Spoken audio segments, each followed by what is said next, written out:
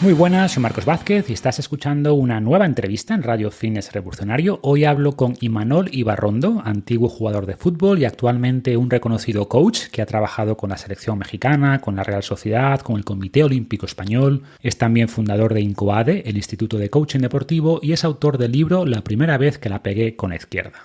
Imanol es además amante del estoicismo y le conocí cuando hace varios años empecé a recibir mensajes de muchos futbolistas reconocidos que me felicitaban por mi libro Invicto, y cuando les preguntaba cómo habían llegado a él, en muchos casos era por recomendación de Imanol. Y después de seguirle todo este tiempo me parece alguien que aporta muchísimo a cualquier deportista o a cualquier persona en realidad que quiera aprender a pensar mejor, como él dice. Hablamos de su experiencia con el coaching, de algunas herramientas que él resume a través de las 7 Ps y comentaremos algunas de estas Ps, por ejemplo, la importancia de mejorar nuestra presencia, de preguntar, de positivizar, de empatizar con nosotros mismos y con los demás. Veremos algunas de las herramientas que nos da el estoicismo en el coaching y mucho más. En resumen, si quieres mejorar tu mentalidad, tanto en el deporte como en la vida en general, no te pierdas esta entrevista. Antes de pasar a la charla, un mensaje rápido de nuestros patrocinadores, Paleobull, WeBotanics y La Neoyorquina. Paleobull fabrica barritas de energía, proteínas de suero de vacas alimentadas con pasto, que es Panacea, una creatina Creapure con electrolitos llamada Savia. Tienen también un suplemento en base a triglicéridos de cadena media, colágeno y glicina, que es Elixir, que yo añado por ejemplo al café por las mañanas, y mucho más. WeBotanics, por su parte, ofrece un aceite de CBD de gran calidad, de espectro amplio, también una crema facial y un cremigel para molestias musculares, que además de CBD llevan distintos principios activos. Y La Neoyorquina ofrece desde hace unos meses un desayuno en base a avena overnight con proteína extra añadida, enriquecida además con alimentos densos nutricionalmente, dependiendo del sabor, como nibs de cacao, extracto de arándanos, semillas de chía, etc. Participé personalmente en la formulación y este producto te permite preparar un desayuno muy nutritivo en cuestión de segundos. Por ejemplo, los días que quiero desayunar avena, mezclo la noche anterior 60 gramos de avena overnight de La Neoyorquina con 100 gramos de leche, remuevo, lo dejo en la nevera y al levantarme tengo ya el desayuno listo. Usando más o menos líquido te queda más espesa o más líquida si por ejemplo te la quieres llevar en un shaker y desayunar en el coche o en transporte público si tienes poco tiempo. Puedes echar un vistazo a todo esto en sus páginas respectivas, en paleobull.com, en webotanics.com, que es webotanix.com, y en laneoyorquina.com, o para ir directamente a la avena overnight podéis poner fitnessrevolucionario.com/ON en minúscula o N de overnight. Y en todos los casos tendréis un 10% de descuento con el código FR10, en mayúscula y con número FR10. Y sin más, damos la bienvenida a Imanol Ibarrondo. Bienvenido al podcast, Imanol. ¿Cómo estás? Hola, buenas tardes, Marcos. Un placer estar contigo. Nada, un placer. Hacía tiempo que quería hablar contigo, pero entre una cosa y otra no habíamos podido agendarlo, así que bueno, con muchas ganas. Empecemos, si te parece, por tu etapa de futbolista de élite, que sería el sueño de la mayoría de chavales, bueno, y no tan chavales, y dices, sin embargo, en tu libro que no lo disfrutaste, ¿no? Que se puede ver extraño desde fuera. Cuéntanos por qué y hasta qué punto crees que se puede disfrutar el deporte de élite. Bueno, la verdad es que sí, cuando lo cuento, la sensación que tuve, ¿no? Esa sensación de que podías haber hecho más, ¿no? Que podías haber conseguido más cosas, haberlo vivido, disfrutado más, haber sufrido menos, básicamente, ¿no?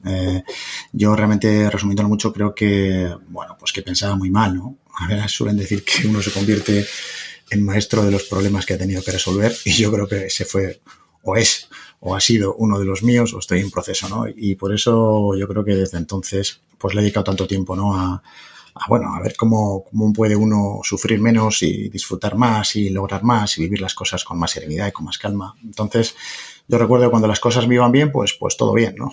Pero cuando la cosa se complicaba o venía la dificultad o la adversidad o los resultados adversos o situaciones difíciles, pues mi sensación es que pensaba en exceso y no generalmente bien, con lo cual pues me complicaba aún más la situación, y el recuerdo que tengo de aquellas fases y épocas pues es eso, de que bueno, en realidad disfruté poco. Y luego haría una distinción, ¿no? Que a veces en el deporte se confunde, ¿no? Entre divertirse y disfrutar, ¿no? Yo creo que divertirse en un partido, pues bueno, en una competición, pues bueno, no es lo habitual, no es lo normal, ¿no? Divertirse, vamos a decir que es un placer evanescente, ¿no? No requiere mucho esfuerzo. O sea, yo me disfruto con mis amigos cuando juego algo, cuando quiero me paro o lo que sea o tal, ¿no? O sea, no es una cosa que requiera ni esfuerzo físico, ni mental, ni intelectual excesivo, ¿no? En cambio, yo creo que disfrutar es pensar sobre lo que haces. Yo creo que se disfruta después, ¿no? Cuando realmente sientes que has necesitado poner en juego tus habilidades, que has afrontado la adversidad, que has crecido, que eres mejor, ¿no? Entonces, Para mí el disfrute venía después de la competición en algunos casos y es un tema más mental que tiene que ver con los retos, ¿no? Yo creo que los retos existen para crecer, para, bueno, pues para transformarte en la persona que merece alcanzarlos y eso implica el disfrute de sentir que, bueno, pues que en la competición o contra rivales que te complican, pues cuando acaba eso y has podido competir a ese nivel, pues sientes que eres mejor y eso, yo, en mi opinión, es lo que genera realmente el disfrute. Sí, tienes que intentar ver lo bueno del camino mientras lo recorres, pero la satisfacción suele venir después, ¿no? Cuando te paras a mirar atrás y ves lo que has logrado, lo que has superado y cómo has mejorado gracias a eso que seguramente no fue agradable ni lo disfrutaste en el momento. No, pero incluso, exactamente, y en el partido cuando estás a 180 pulsaciones y estás reventado y no puedes ni correr, pues yo te digo que divertirse muy divertido no es. No sé la gente cómo lo ve, pero yo tengo esa impresión, hombre, que vas ganando 4-0 un partido, estar relajado y tal. Bueno, a veces se da, cada vez menos, ¿no? Creo que no sé si cuando se hacen esas frases, no, venga, salí al campo y divertíos. No sé, para mí ese mensaje era confuso. Yo no era muy capaz de divertirme, la verdad. Claro, o sea, desde fuera la gente solo ve lo bonito, ¿no? La fama, el dinero, pero la presión que hay en la élite y sobre todo un deporte tan mediático como es el fútbol, pues es brutal, ¿no? Y tienes que tener la cabeza muy bien amueblada para prosperar en ese entorno y para no sufrir, ¿no? Sí. Y ya volviendo a tu caso, ¿cómo fue después el camino de futbolista a coach? ¿Qué grandes hitos te fueron formando como el coach que eres actualmente? Bueno, básicamente yo, aunque decías que fui futbolista de élite, no fui futbolista de élite. Jugué en la élite, pero no lo fui. Y en aquella época, de hecho, pues bueno, tampoco las cantidades económicas que se movían eran suficientes, en mi caso, para ganarte la vida posteriormente. Entonces, afortunadamente, tuve la posibilidad de estudiar y acabar una carrera y formarme bien. Y bueno, pues cuando terminé fundé una empresa de videojuegos y unos años después, pues ahí había mucha gente trabajando, ¿no? Pues casi 40 personas. Y bueno, pues la verdad es que recuerdo que lo sufría tanto casi como cuando jugaba. Pensaba que eran todos unos jetas y unos caraduras y que no curraban. Y bueno, me vi tan mal que dije, joder, a ver si voy a ser yo. Y en ese momento pues empecé un proceso de buscar, ¿no? De buscar, joder, a ver qué respuestas, ¿no? Otras posibilidades. Yo sentía que me estaba perdiendo algo, ¿no? Algo no estaba viendo.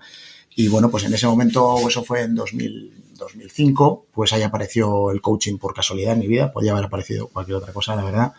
Pero bueno, la persona que me ayudó, que fue una persona que se llama Julen, era un coach veterano, una persona mayor que yo. Y bueno, para mí fue un proceso muy revelador, ¿no? Sentí que si hubiera tenido a alguien así con 22 años cuando estaba en primera división, pues que habría jugado, no sé, 10 años en primera. O sea, era un poco tronco, pero lo vi claro, ¿no? Que hubiera disfrutado mucho más, que lo hubiera vivido distinto, que hubiera estado más sereno, que bueno, no sé, creo que hubiera afrontado las cosas de otra manera. Y en ese momento la verdad es que decidí que me gustaría ser esa persona, ¿no? Entonces tardé un tiempo en organizar un poco el tema de la empresa, etcétera. Y a partir de ahí, pues empecé pues este camino de buscar formación, aprender y desarrollarme en este proceso. Y bueno, pues la verdad es que a partir de ahí todo el camino me siento muy, no sé, muy bendecido, te diría, ¿no? Porque me han pasado todo cosas buenas, ¿no? Por lo menos las interpreto así ahora. He aprendido a interpretar las cosas así. Esa es la clave, ¿no? O sea, nuestra experiencia vital al final tiene mucho que ver con cómo interpretamos las cosas que nos pasan. Y pasando ya a herramientas prácticas, en tu libro hablas de las 7 Ps que integran un modelo completo y no vamos a revisarlas todas, obviamente, ahí está el libro, pero sí me gustaría hablar de algunas de ellas y pones como primera gran P la presencia. ¿A qué se refiere esta idea de la presencia y cómo se puede cultivar? Bueno, yo creo que la presencia, de alguna forma, la hablamos para el deporte en el libro, también la enfoco mucho en temas de liderazgo, ¿no? Muy relacionado con las conversaciones, ¿no? Pero en el deporte la verdad es que es bastante evidente, ¿no? Estar conectado al juego, conectado a la experiencia, ¿no? Yo creo que esa es la mayor dificultad de todos en cualquiera de nuestras actividades. En el deporte es muy exagerado, ¿no? Se nota mucho cuando alguien no está, cuando se desconecta del juego, cuando se desconecta de la experiencia, ¿no? Porque ahí, cuando la mente interfiere, pues bueno, se complica mucho, ¿no? Realmente cuando empiezas a pensar, lo que te desconecta de la presencia realmente es el pensamiento, ¿no? Entonces, bueno, pues en realidad yo era un experto en eso, en desconectarme porque pensaba mucho y muy mal. Y ahí la verdad es que cuando la mente interfiere y la mente se preocupa, pues el cuerpo deja de ocuparse y bueno, pues ahí vienen los errores groseros, las faltas de atención, los penaltis, las tarjetas, todo esto que te saca de los partidos y te impide rendir a tu máximo nivel, ¿no? Entonces sí que realmente la presencia, incluso a la hora de escribirlo, ¿no? Presencia, si pusiéramos PR entre paréntesis, pues sería PR esencia, ¿no? Es como una conexión a tu esencia, a lo mejor que tienes para aportar, ¿no? En el campo o fuera del campo, ¿no? Es como es como aquietar la mente y dejar que las cosas pasen, ¿no? En lugar de hacer que pasen. Entonces, todo eso es un proceso que yo creo que, bueno, como todo tiene entrenamiento, pero para mí lo más importante fue comprenderlo primero, ¿no? Soy un poco mentalorro y necesito entender las cosas antes de pasar a la acción y para mí, bueno, pues como te digo, fue revelador descubrir que estaba muy poco presente en general cuando era futbolista y entender el impacto de la presencia en el deporte de alto nivel y en la vida en general. Y en concreto, ¿cómo crees que puede influir esa presencia en el rendimiento físico? Bueno, yo creo que la presencia es decisivo.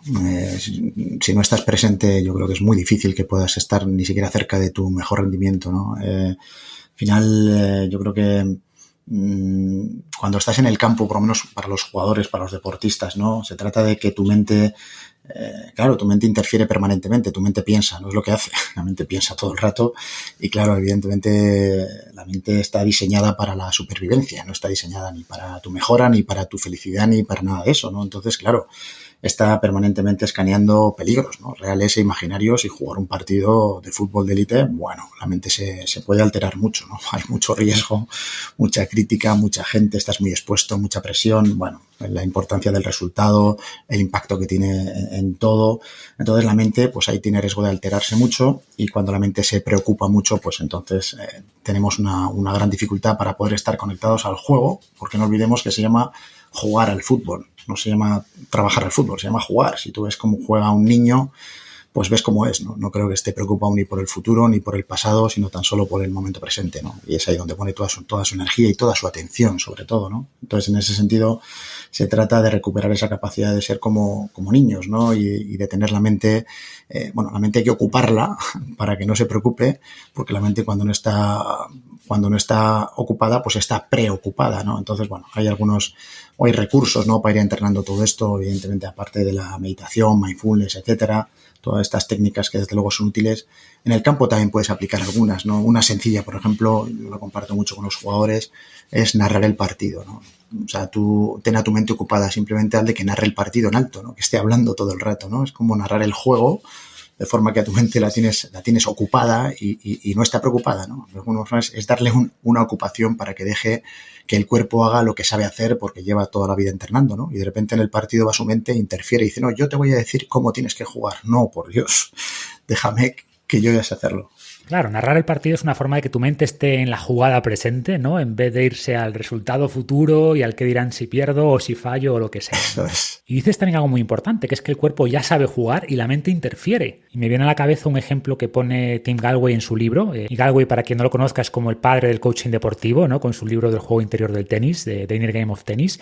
Y comentaba cómo fue capaz de estropear el saque de su contrincante haciéndole más consciente de cómo lo hacía, ¿no? ¿Nos lo puedes explicar?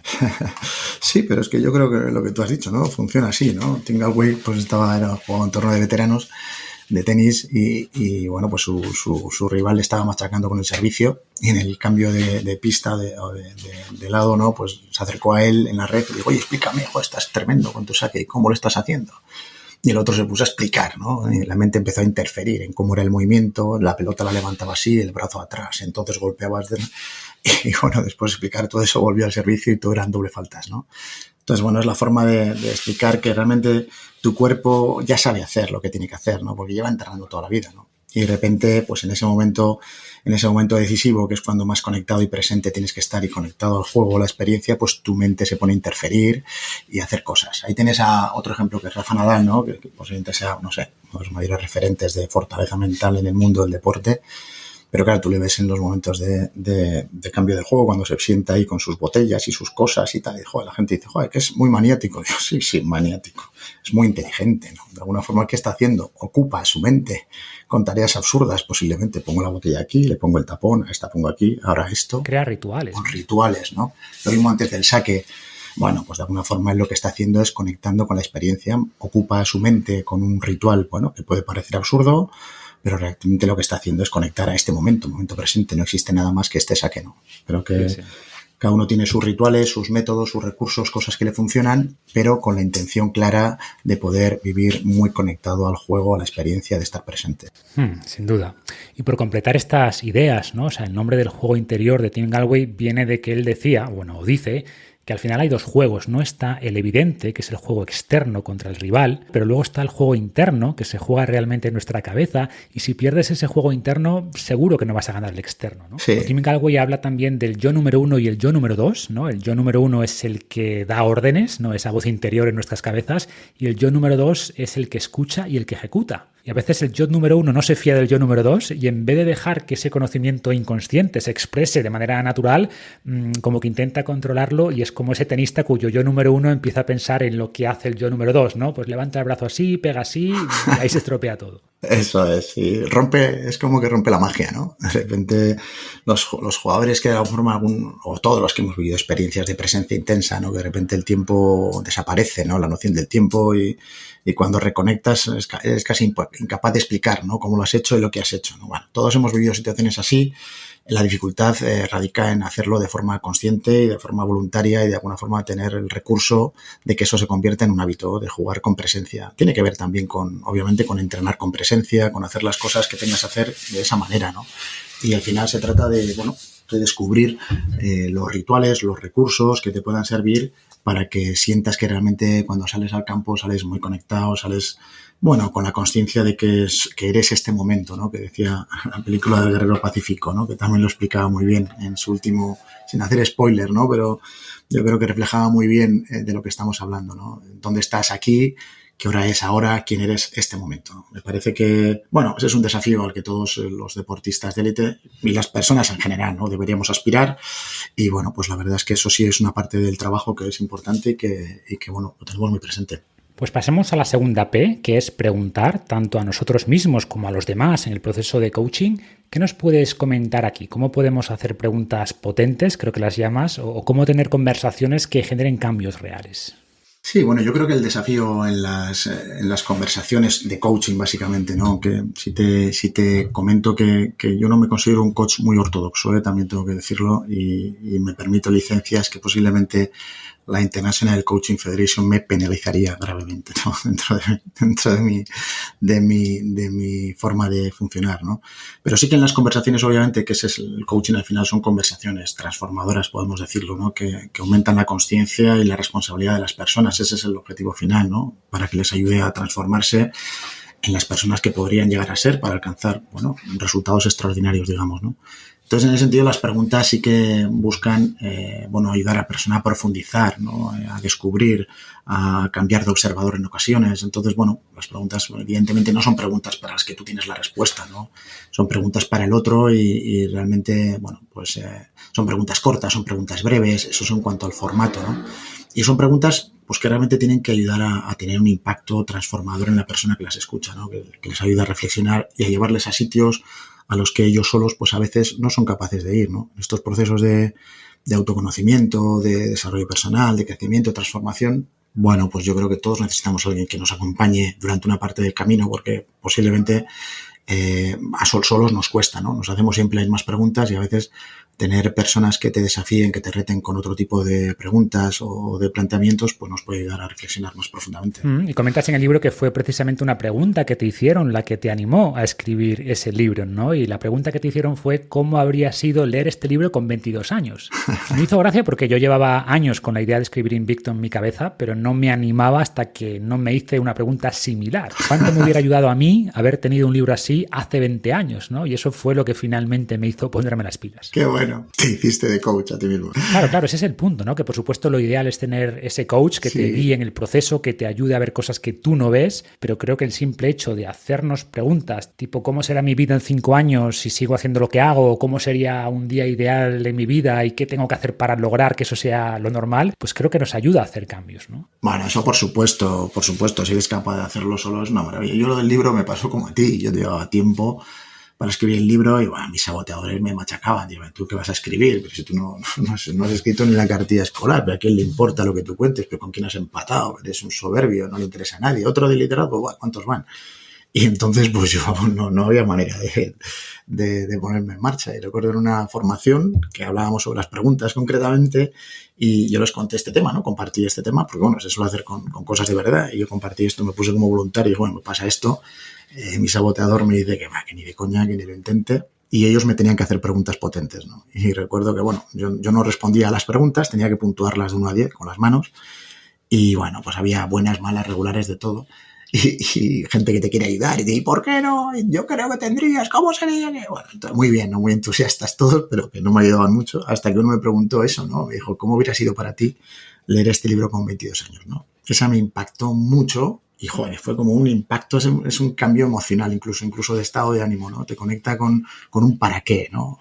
Ya no solo los porqués, sino los para qué son más potentes, ¿no? Es como que de repente la recompensa que suponía hacer el esfuerzo de superar a mi saboteador, la vergüenza, el ridículo, el miedo, etcétera, era tan potente que me conectó enseguida con el deseo de hacerlo, ¿no? De hecho, otro me preguntó seguido, yo creo que también lo pongo en el libro, y digo, ¿cómo sería que tu libro lo hubiera leído tu entrenador? Claro. Eso me pareció mejor todavía. Y dije, joder, lo tengo que escribir. Y entonces a la semana siguiente que tenía ya clase, evidentemente todas estas conversaciones están orientadas a la acción, ¿no? Está muy bien tener conversaciones, está muy bien reflexionar, entender, comprender, pero todo tiene que estar destinado a hacer, ¿no? A lo que cambia, evidentemente, lo que mejora las vidas es hacer cosas, ¿no? Y me comprometí a escribir el índice con ellos y a la semana siguiente había llegado el índice y como el curso duró 7 semanas, pues yo creo que en la última semana había escrito ya el primer capítulo y ya, bueno, pues ya lo tuve que acabar. Fue muy productivo entonces. Sí, mucho. Has mencionado esos pensamientos saboteadores de miedo, vergüenza, que nos frenan muchas veces y hemos dicho que hacernos preguntas o que un coach nos haga preguntas puede ayudar a lidiar con ellos. ¿Qué otras herramientas utilizas cuando detectas esos saboteadores en ti o en tus clientes? Bueno, yo creo que todos tenemos saboteadores, la verdad. Eso forma parte de la naturaleza humana. O sea que, como decíamos antes, la mente piensa en lo que hace. Entonces, lo que pasa es que piensa de forma automática, inconsciente, reactiva, mecánica en la gran mayoría de las ocasiones, ¿no? Y también, como comentábamos antes, pues la mente está diseñada para lo que está diseñada. Está diseñada pues para la supervivencia, básicamente, ¿no? Hace 200.000 años esto tenía bastante sentido, pero hoy en día posiblemente pues ahora mismo está confundida nuestra mente, ¿no? No distingue el peligro real de vida o muerte con, no sé, con hablar en público, con tener una entrevista de trabajo o con tirar un penalti, ¿no? Y realmente los identifica, los interpreta igual y el impacto en nuestro cuerpo es el mismo, ¿no? Entonces realmente los saboteadores son pensamientos negativos, inútiles, que te limitan mucho, ¿no? Te alejan muchísimo de tu mejor versión y que te impiden mejorar y aprender, porque realmente lo que vivimos en modo ahorro de energía, podríamos decir, ¿no? Es como que siempre estuviéramos pendiente de algo que vaya a pasar, que van a necesitar toda nuestra energía para echar a correr o para huir o para pelear. Entonces, cada vez que nuestra mente nos dice, oye, necesito mejorar en esto o aprender esto o me gustaría transformarme en esto, bueno, inmediatamente te manda una legión de saboteadores para que no lo hagas, ¿no? Para que no lo intentes, incluso para que te rindas incluso antes de comenzar, ¿no? Entonces, realmente todos tenemos saboteadores en tanto en cuanto todos tenemos retos. Entonces, cada vez que tienes un reto vas a tener una colección de saboteadores que van a estar ahí haciendo lo posible para que no te muevas, para que no lo intentes, ¿no? Para que no mejores, para que no aprendas. Y muchas veces, pues como te decía, ¿no? Nos rendimos a nuestros saboteadores, confundimos a nuestros saboteadores con nosotros mismos, ¿no? Pensamos que lo que yo pienso es lo que yo soy. Posiblemente sea una de las grandes confusiones y una de las grandes pandemias de la humanidad, ¿no? Pensar que tenemos control sobre nuestra mente y que nos identificamos tanto con nuestra mente que lo que nuestra mente piensa es lo que yo soy y ese es el riesgo, ¿no? Cuando tu mente te dice no puedes, no eres capaz, eres un inútil, no estás a la altura o no te lo mereces, pues bueno, la verdad es que generalmente nos identificamos con eso y por eso tenemos tantas dificultades y tantos problemas también de autoestima y de autoconfianza para intentar hacer cosas que nos retan, nos desafían, que están lejos todavía de nuestras posibilidades, pero que tenemos que hacer el camino, intentarlo para transformarnos en esas personas que merezcan alcanzar esos resultados a los que aspiramos, ¿no? Totalmente. No sé si conoces a Steven Pressfield en su libro La guerra del arte, habla de lo que él llama la resistencia, ¿no? Que es toda esa suma de pensamientos que nos cuestionan, que nos hacen dudar y hay que escucharlos, por supuesto, ¿no? A veces nos alertan de cosas que debemos tener en cuenta, claro, pero al final tenemos que aprender a actuar a pesar de su presencia, ¿no? Siguiente P, positivizar. ¿A qué se refiere y cómo se puede aplicar esta P? Joder, esta es decisiva para mí, ¿no? De hecho, como comentábamos el otro día un poco sobre el tema del estoicismo, ¿no? Yo para mí esta es la clave, el meollo de toda la cuestión, ¿no? Es entender que pues que en la vida pasan cosas.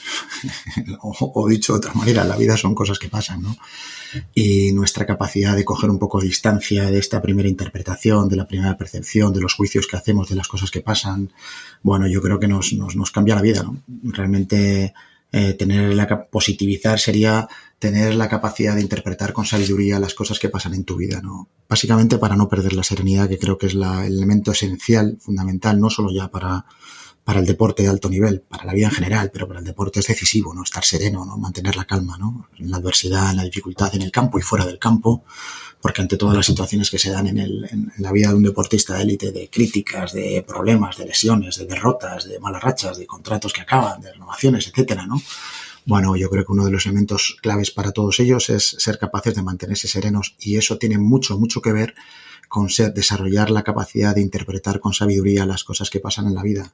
Y eso tiene mucho, mucho, mucho que ver con aplicar una filosofía de vida que te aprenda, te ayude, te entrene en desarrollar este talento que yo creo que es decisivo. Sí, sí. Epicteto decía que todo tiene dos asas, una por la que no podemos cargar esa adversidad o lo que sea, y otra asa por la que sí. Y tiene que ver con eso, ¿no? Con que todo tiene al menos una interpretación positiva y otra negativa, y si siempre cogemos el asa negativa, pues nuestra percepción de la vida va a ser muy distinta, ¿no?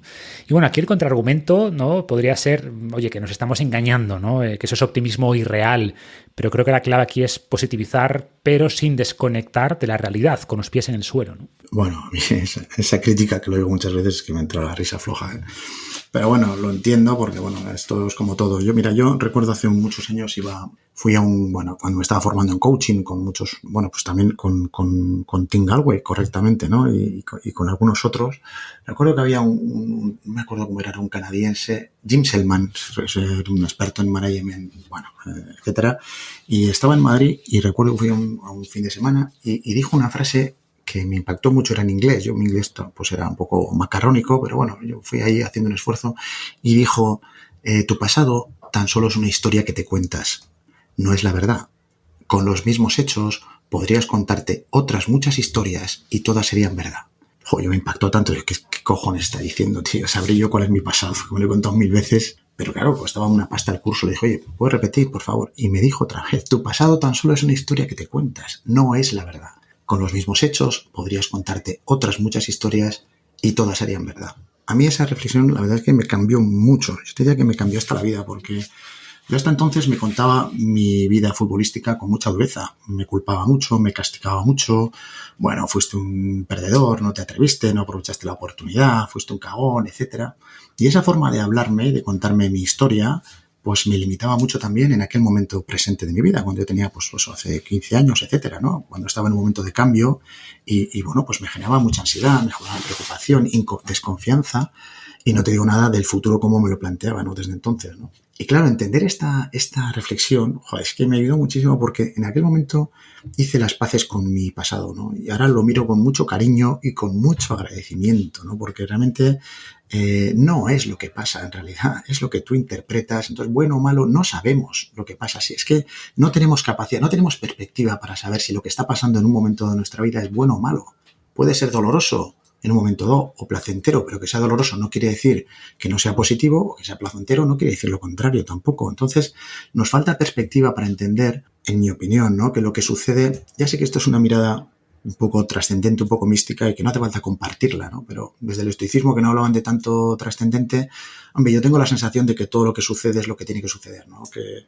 Que la vida nos da todo lo necesario, aunque muchas veces no sea lo que queramos, ¿no? Para nuestro proceso de aprendizaje, de crecimiento, de desarrollo, que todo tiene un para qué y un sentido profundo. Pero aunque no se crea todo esto, lo que sí estaremos de acuerdo que lo que sucede es lo que es. Y lo que tú haces con eso es lo que tú eres, ¿no? Entonces, y ahí en medio hay que meter la capacidad de interpretar, ¿no? No de interpretar de forma automática, mecánica, reactiva, por una mente compulsiva, descontrolada, llena de creencias, de opiniones, de juicios, etcétera, sino tener la calma y la serenidad necesarias para interpretar con sabiduría, ¿no? De forma que nos ayude a poder tener la mejor respuesta, la respuesta más adecuada, hacernos otras preguntas: ¿quién quiero ser en este momento? ¿Qué necesito aprender de esta situación? ¿En qué me quiero transformar? ¿A qué me voy a atrever? ¿De qué voy a ser capaz? ¿No? Hacerte otras preguntas, porque cuando simplemente la situación dices esto está mal, esto es malo, esto es injusto, no me lo merezco, entras en un estado emocional, bueno, pues como comenta el estoicismo realmente, ¿no? Entras en un estado de emociones irracionales que te bloquean mucho, te limitan mucho, te impiden ver con claridad, te impiden decidir con sabiduría y, por supuesto, te impiden actuar con virtud, ¿no? Entonces, para mí, positivizar, entendido de otra manera, no es tanto positivizar, sino como elegir la interpretación que te ayude a responder adecuadamente, que te ayude a ser quien quieres ser en ese momento, que te ayude a transformarte en la persona que te gustaría ser para afrontar esa situación, ¿no? Me parece que es decisivo para poder hacer esa reflexión y después actuar con virtud, podríamos decirlo. Totalmente. Yo me he extendido un poco. Bueno, está perfecto porque, a ver, esto me parece clave. O sea, de hecho, en la última newsletter hablaba del sesgo narrativo, que es esta tendencia que todos tenemos de interpretar cualquier cosa que nos pasa o cualquier información como parte de una historia que nos contamos, aunque los hechos no cuadren realmente con la realidad, ¿no? Correcto. Y cuando tienes una historia sobre tu pasado que es derrotista, que es victimista, ¿no? Oye, pues no he tenido suerte y después te pasa algo malo, pues es una justificación de esa historia. ¿Ves? El universo es injusto. Sí, sí. Pero si tu historia es que has sido capaz de vencer desafíos, que has crecido gracias a ellos, pues cuando llegue otro desafío, y llegará porque, como decías, la vida es una sucesión de cosas que nos pasan, pues lo vas a interpretar como parte de tu historia de superación. Y un enfoque es victimista y el otro es proactivo, digamos, ¿no? Exactamente. Cuando algo ocurre, lo único cierto es que ha ocurrido y lo importante es cómo vas a reaccionar a eso, ¿no? Y en parte tiene que ver con esa historia que te cuentas, ¿no? Y si es positiva, pues es más probable que actúes bien. Exactamente, y de hecho yo creo que lo que te provoca resignación es la otra parte, ¿eh? O sea, a mí me parece que dice, joder, yo veo a mucha gente peleándose con la vida, tío, ya está bien, tío, peleándose con la vida, qué injusto, ¿por qué a mí no me lo merezco? Buscando excusas, culpables, justificaciones, siempre en la queja, en el lamento, en un victimismo patológico, diría incluso, digo, hostia, tío, qué daño te estás haciendo, pero qué necesidad. Hostia, asume un rol más protagonista en tu vida. Oye, ha pasado, deja de culpar a nadie. Y desde aquí elige quién vas a ser tú, qué es lo que quieres hacer ahora, de qué vas a ser capaz, a qué te vas a atrever, o sea, cómo te gustaría responder en esta situación, qué necesitas aprender de este momento, qué te vas a llevar de esta experiencia, no sé, un rol mucho más protagonista que tiene más que ver con la aceptación. Pues la aceptación, hombre, se dice mil veces, pero es verdad, no es resignación, no es bajar los brazos, no es me rindo, bueno, esto es lo que hay. Que no, aceptación es comprender que las cosas pasan para algo, aunque tu mente no lo entienda. Pero es que tu mente no está diseñada para comprender la vida, querido amigo. Tu mente está diseñada para otras cosas de este mundo dual en el que estamos y tal, pero la vida tiene sus planes y evidentemente pasan cosas, a todo el mundo le pasan cosas. Yo cuando un jugador me dice, joder, ¿y por qué a mí y tal? Y digo, bueno, ¿y por qué no a ti? ¿Y por qué no a ti? Pero tú, ¿quién te has pensado que eres, tío? Claro, o sea, el universo reparte sus cartas de manera aleatoria, ¿no? Y un buen jugador de póker no se queja de las cartas que le tocan. Hace lo mejor posible con esas cartas. Y ya en la siguiente tanda, pues te tocarán otras seguramente. Pero fíjate, en el póker la gente disimula, joder, ¿no? No te quejas, ¿no? Dices al tío, al croupier, oye, joder, vaya cartas. No, estás ahí, te han tocado este. Bueno, y a jugar. Exacto, a jugar. Este es el punto, ¿no? En la vida es igual. Oye, te tocan cosas, a jugar. A jugar. ¿Y cómo voy a jugar? Pues tranquilo, sereno, a ver qué necesito aprender de esta situación, a ver cómo puedo afrontarla, a ver qué recursos tengo para tirar para adelante. Hostia, tío, vamos a aprovechar estos, cuando hablaban los estoicos de los alquimistas de la incomodidad, que es un concepto que me gusta mucho, me encanta, ¿no? La capacidad de transformar los problemas en oportunidades, ¿no? O sea, verlo con calma, verlo con la suficiente calma mental para poder actuar con excelencia. Es decir, hostia, desarrollar un carácter estoico tiene que ver con eso, ¿no? ¿Cómo voy a afrontar la adversidad? ¿Cómo voy a afrontar la vida? ¿No? Y me parece que ese es un entrenamiento que todos tendríamos que hacer. En el deporte, la verdad es que los jugadores son muy jóvenes y cuanto antes lo hagan, mejor, porque les va a hacer tener carreras de las que puedan sentirse orgullosos independientemente de lo que pase en sus vidas. Es que me da igual lo que te pase, ni dónde juegues, que te lesiones, que ganes o pierdas. Aquí lo interesante es que tú desarrolles un carácter virtuoso, que seas capaz de afrontar todas las cosas con serenidad, con calma, sacando lo mejor que tienes, conectando con tu esencia, con lo mejor de tu naturaleza, poniéndolo en juego, desarrollándolo, transformándote. Me parece que ese es el mundo de oportunidades que te ofrece el deporte de élite, ¿no? Y la vida en general, pero bueno, en este ámbito del deporte pasan muchas cosas todo el rato, ¿no? Y creo que esa mirada de positivizar, hombre, puesto positivizar, pues suena un poco infantil, ¿no? Ay, positivizar, ver lo bueno, que no es lo bueno, tío. Que es elegir. Es elegir. Elige, decide cómo vas a interpretar esto, porque eso tiene un impacto directo en todo, en tu emoción, en tu estado de ánimo y en las posibilidades de acción que se abren cuando interpretas las cosas con sabiduría. Y la última P que vamos a revisar sería de empatizar, ¿no? De empatía, que bueno, la P está en el medio, pero me parece también clave, ¿no? Empatizar con los demás, empatizar con uno mismo Se habla mucho de la autoexigencia, que es importante, pero también lo es la autocompasión, el darse tiempo, el no autocastigarse, ni a los demás, obviamente. Creo que tiene que ver también con la humildad, ¿no? ¿Cómo interpretas y aplicas la empatía? Joder, para mí esa es, no sé, compasión para mí es una de las palabras definitivas, ¿no? Sobre todo para trabajar con los equipos, ¿no? Y con las personas. Tiene que ver, en mi opinión, con un proceso de autoconocimiento profundo también, y individual y colectivo, ¿no? Claro, cuando tú comienzas a comprenderte y entender también, bueno, pues no solo tus talentos, tus cualidades, tus virtudes, tus dones, sino también tus necesidades, tus deseos, tus motivaciones, tu lado oscuro, vamos a llamar, ¿no? Tus creencias, tus obsesiones, tus puntos ciegos, etcétera. Y empiezas a comprender y a aceptar y a integrar todo esto, lo que decías antes, ¿no? Yo a los jugadores les digo mucho, se descojonan, ¿no? Les digo, perdónate, pero perdónate no por lo que has hecho en un momento dado, sino porque eres incapaz en este momento de ver la interpretación adecuada que te va a ayudar para tirar para adelante, ¿no? O sea, lo que ha pasado y ahora tú te estás castigando, te estás flagelando, te estás machacando, te estás culpando. Digo, perdónate por no ser capaz de interpretar esta situación de otra manera, ¿no? Entonces yo creo que eso te da mucha serenidad. Y lo mismo con tus compañeros. Es decir, menos juicio, mucha más comprensión y mucha más compasión, ¿no? Yo creo que tiene que ver con la palabra, también decías, humildad. Yo creo que la humildad tiene mucho, o yo lo relaciono mucho con una pregunta que creo que te cambia radicalmente el foco y el estado de ánimo, ¿no? Yo cuando hablo con jugadores o con cualquiera, con entrenadores, ¿no? La pregunta que te conecta a mí con la humildad entendida como estar al servicio de los demás o al servicio del equipo es ¿qué necesita mi equipo de mí? ¿O qué necesita este compañero de mí, ¿no? Yo creo que es un cambio radical de foco, de perspectiva, pone la atención en el otro y produce este efecto, yo creo que contagio más compasivo, más empático y bueno, que te conecta mucho con la humildad, con H mayúscula, como la entiendo yo, ¿no? De estar al servicio de los demás, ¿no?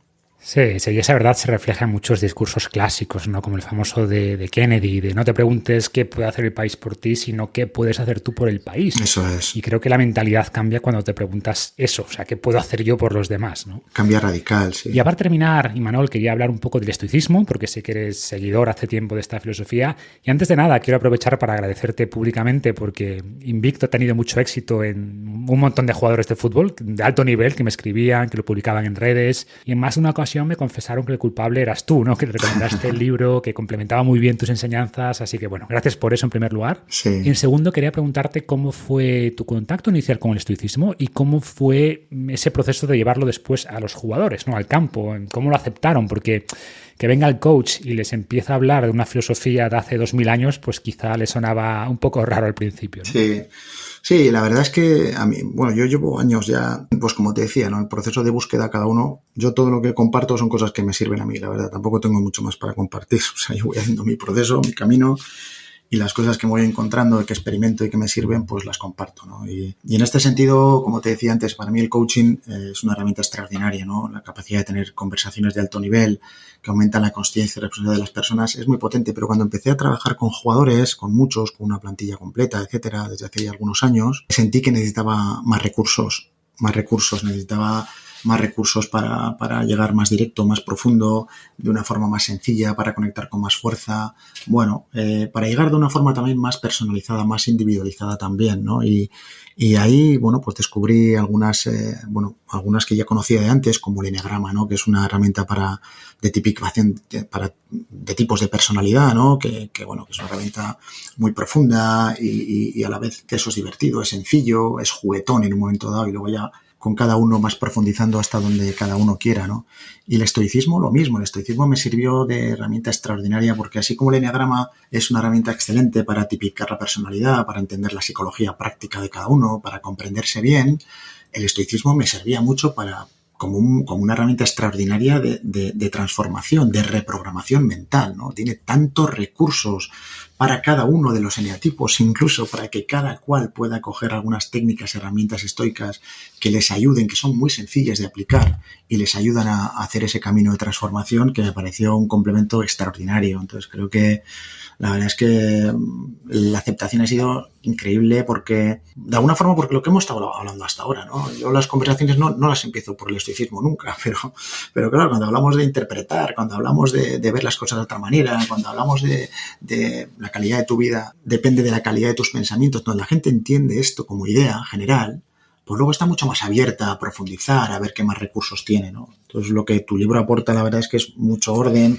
es muy sencillo de leer, muy fácil, muy ordenado, muy traducido al lenguaje presente. Y la verdad es que los jugadores, yo solo les digo que lean 15 minutos al día, también te lo digo, ¿eh? Y con una libreta. Se trata de que reprogramen sus mentes. Incluso antes de los partidos me decían, ¿qué te ayuda a estar presente? Joder, tío, te ayudan algunos ejercicios que puedes hacer, algunos se ponen música, pero imagínate que tú tienes tus 10 citas favoritas, ¿no? Que te reconectan con energía, que te conectan con serenidad, con calma. Bueno, ¿cuánto vale eso? Sobre todo que son las tuyas, que son las que tú has elegido porque en este momento de tu vida son las que te resuenan por la situación que estás viviendo, por lo que sea, ¿no? Entonces, bueno, son recursos muy potentes que te ayudan poco a poco a reprogramar tu mente, ¿no? A evitar que tu mente siga funcionando en automático, de una manera mecánica, reactiva, que tiene mucho que ver con tu modelo mental, ¿no? Que también lo estás trabajando, por lo tanto ya lo conoces, y empezar a reprogramarla con recursos que sabes que te hacen sentir bien, que te conectan con confianza, con serenidad, con tranquilidad.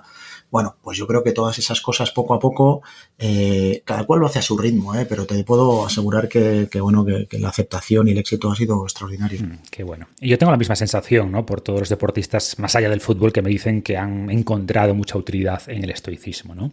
Mencionabas también el eneagrama, que lo desconozco por completo, la verdad, pero sé que es criticado desde la psicología o desde algunos ámbitos de la psicología por no tener quizás mucho respaldo científico. Sí, sí. Pero es como todo, ¿no? O sea, al final esto te ayuda o no te ayuda. Cuéntanos un poco más sobre cómo usas esta herramienta y cómo te ayuda a personalizar después pues los enfoques a cada jugador.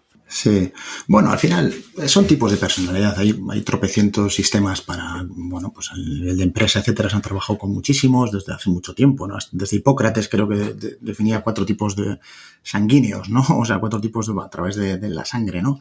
Entonces, bueno, el eneagrama no voy a ser yo el defensor científico ni pelearme con nadie. Tampoco me peleo con el coaching, con los psicólogos, ni con nadie. O sea, yo cada cual que haga lo que tenga que hacer. Yo considero que lo importante es tener recursos y herramientas que ayuden en el proceso de acompañamiento de personas, que es lo que yo me centro, ¿no? Y me gusta profundizar en el autoconocimiento, en el desarrollo personal, y bueno, creo que hay 1000 maneras de afrontar ese proceso. Yo lo hago a mi manera y bueno, pues por la experiencia que tengo funciona y bueno, es útil, es valiosa y sin más, ¿no? Ningún interés en pelear con nadie ni en descalificar a nadie, todo lo contrario, ¿no?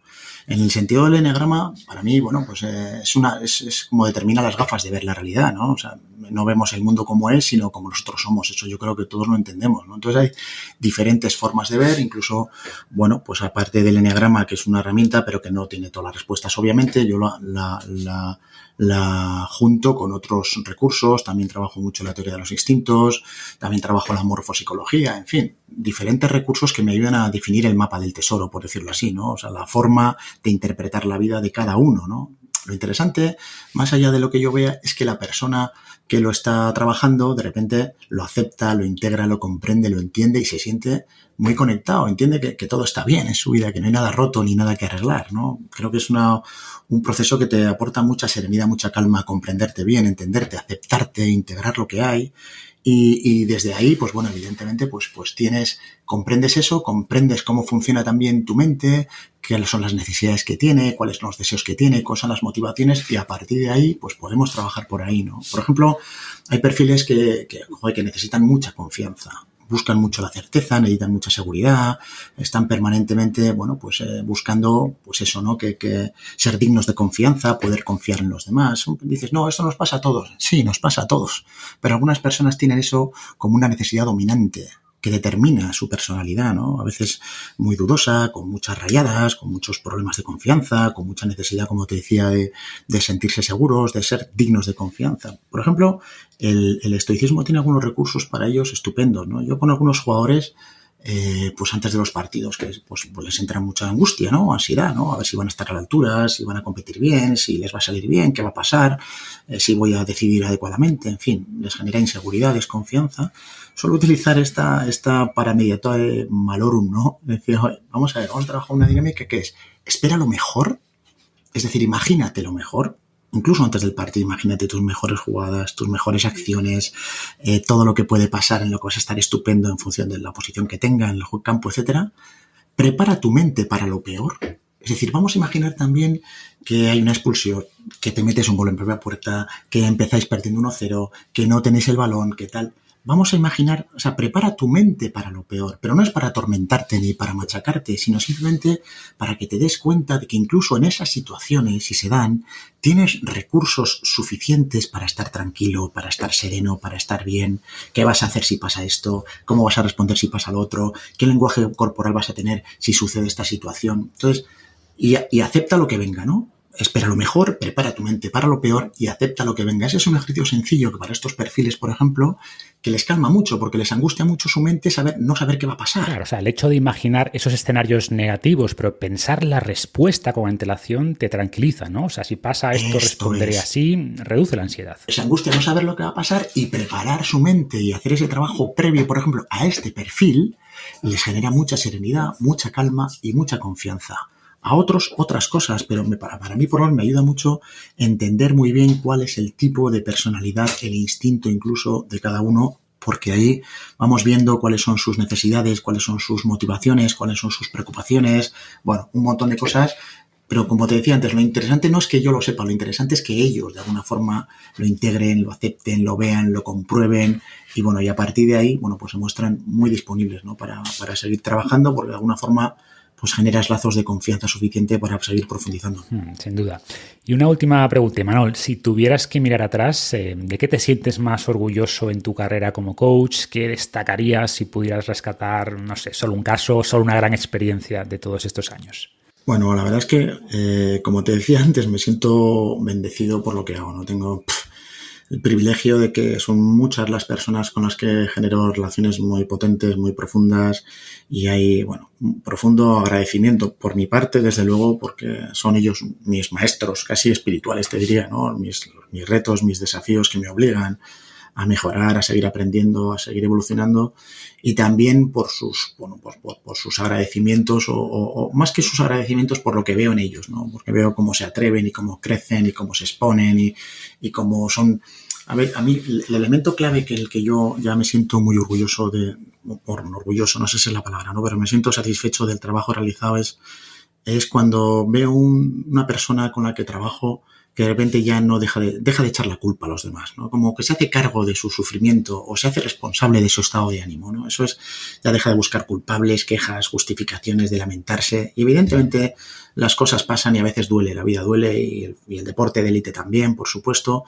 Pero incluso tenemos una pregunta, ¿no? Es que esto duele. Digo, bueno, ¿cuánto tiempo? ¿Cuánto tiempo vas a dejar que esto te esté doliendo? ¿Cuánto tiempo te vas a hacer cargo de tu sufrimiento? ¿Cuánto tiempo necesitas para darle la vuelta? ¿Cuánto tiempo te hace falta para buscar otra interpretación que te ayude, para pensar con sabiduría, para recuperar la serenidad?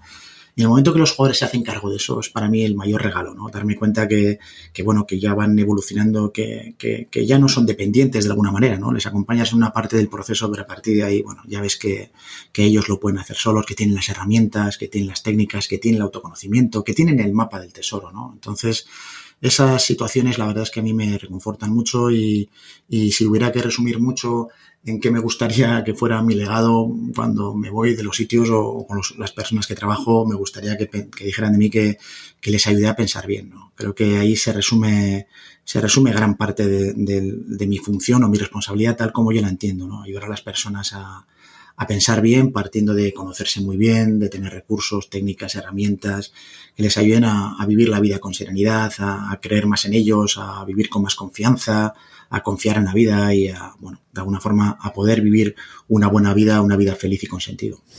¿Y qué más se puede pedir, no? Y me consta, Imanol, que dejas esa huella sin duda, ¿vale? En la gente, por lo que me ha llegado. Así que, bueno, felicidades por esa larga trayectoria y lo que te queda. Que sé que empiezas ahora una nueva etapa en Estados Unidos y seguro que te irá también genial. Muchas gracias. Muchas gracias, Marcos. Además, sé que tu libro ya está en inglés, o sea que ahora empezarás a vender. Sí, eso.